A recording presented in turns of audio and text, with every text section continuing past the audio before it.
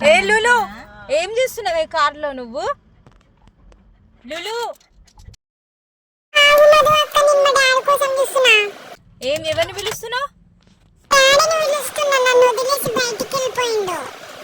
పిచ్చి పిచ్చి వేసింది అది.